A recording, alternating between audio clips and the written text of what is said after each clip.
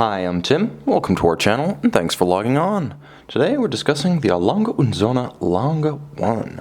The Lange 1, arguably the icon of the manufacturer, one of the first four watches unveiled at Dresden Castle back in 1994 in the initial a Lange Sohne product lineup, and here in 38.5mm in yellow gold, perhaps the classic version of the iconic Lange. You can see it and you can own it on our website.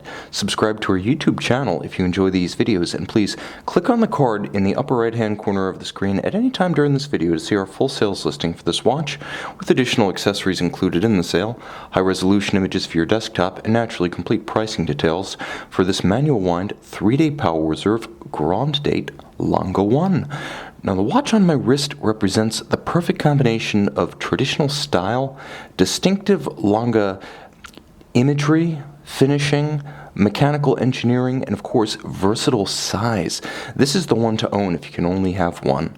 Now, the watch is 38.5mm across the round of the case, not including the crown or the pusher adjuster for the grand date, or I should say the panorama datum or outsize date. The watch is reasonably slim, 9.9mm thick with a generously sloped domed bezel. It does slide easily under a dress cuff, and I mentioned versatile size. Nowhere is that better expressed than in the span across the wrist. 47.3mm from lug to lug means this is an easy watch to wear on a smaller wrist. Down to about 13cm in circumference, you're going to find this one wears well. It has strong geometries about its lugs, its caseband, and its bezel though, so even though this is not a oversized reference, it has oversized personality and presence. Part of that is down to the strength of the lug and case design. Part of that is down to yellow gold, which has an incredible amount of visual punch and power. One of the reasons why yellow gold isn't seen as often in modern watchmaking is because today's watches are just so big that yellow gold in those quantities can simply, I would say, overwhelm, sometimes offend, but in a classically proportioned and styled watch, it is sublime. Now, you can note how the lugs are tightly downturned. For a smaller wrist, they do wrap around the wrist rather than flare out. There's a medium brown rectangular scale alligator leather strap with a monotone stitch and a folded edge. The watch has Lange's signature pin buckle with the retaining bar, so if you do have a smaller wrist and you want to buckle the watch down to one of the smallest perforations, you'll find that retaining bar prevents the strap from getting pinned on the actual ardion or the pin of the buckle. Easier to remove if you like to strap it down tight. You'll also note there's a little bit of a faceting to the side of the pin buckle such that even this small element is beautifully detailed. The case is handsome. I spoke of the strong geometries of lugs and case, and you can see how they are distinct structures. From this angle, you can see it best. There is a step between the lugs and the caseband. There's also distinction between the caseband itself in satin finish and the polish of the lug flanks, as well as the bezel and the case back. You'll also note the attention to detail lavished on the pusher adjuster for the grand date. You can see that's how that works, but notice how it's satin finished to match the caseband when viewed from the side. Turn the watch over and you can see on the opposite flank the same level of attention to detail. It's a handsome case. It's hefty in the hand because there is so much yellow gold packed into a relatively small space. The watch has the rough proportions of a pocket watch, albeit for the wrist, and that's no accident, as Saxon watchmaking tradition of the 19th and early 20th century is rich in luxury pocket watch craft. The dial is the classic Lange 1. A little bit of asymmetry, calculated, but there's some pretty complicated mathematics at the heart of the orientation and proportion of these individual features. Type in Lange 1 golden rectangle online and you'll see how deep the rabbit hole goes. For the rest of us, it's a simple opaline or matte silver finish with a slight recess for the registers for seconds and hours and minutes. You'll note the hands are a handsome alpha style, beautifully blued for the hours and minutes as well as the power reserve. 3-day power reserve, manually wound.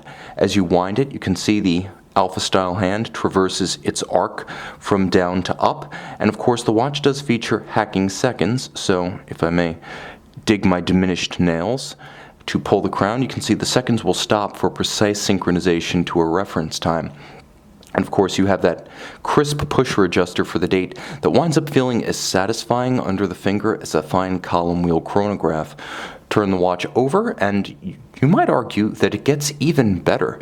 Now, this is the Lange manufacture caliber L901.0 manual wind 72-hour power reserve, beat sway at 21,600 vibrations per hour. You have the pusher for the date adjustment, you have the hacking seconds to stop the balance, and it features dual mainspring barrels underneath the immense 3/4 style bridge. A lot of the design that you see here is not just evocative of Saxon pocket watch manufacture, but it helped to establish what we today call glasuta style. A lot of what's used by Nomos and glasuta original, which is funny because GO is actually the ancestral a. Lange Sohne in its current iteration, but a lot of what we call glasuta style today came from Lange's innovations in movement design during the 90s.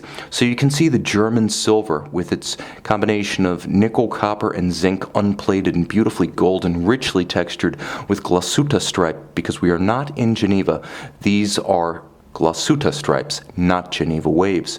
Now you can also see that the jewels have been set in screw-fixed chaton, not necessary in the modern era, but beautifully evocative of the pocket watch era, when that was how you would set jewels precisely in a movement back in an earlier era of less precise machining. Easier to place the jewels, also easier to service them back then. Beautiful today and evocative. Two types of screws. You'll see that screws used for assembly are blued. They fix objects in place, and screws used for making adjustments are polished. You'll also note, as I move the watch through the light, that both the cap to the escape wheel cock and the swan's neck fine adjustment mechanism are black polished, the highest standard of optical finish. You'll also note the beautiful mirrored anglage on the edge of every bridge and cock. You can see the mirrored gleam, and that is very much like the black polish in optical character, except that it's laid down on the edges of surfaces and rounded beautifully by hand-finished action. You'll also note that there is a hand-engraved balance cock in the style that Lange pioneered during the 90s. This is another trait of German watchmaking that we call general today, that was actually pioneered by Lange as the brand was getting back on its feet in the 1990s. The watch is essentially the one to own if you're a monuments collector.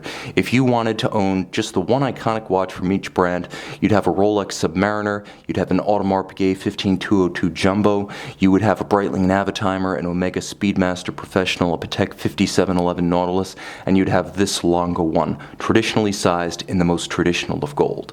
See it and own it on our website.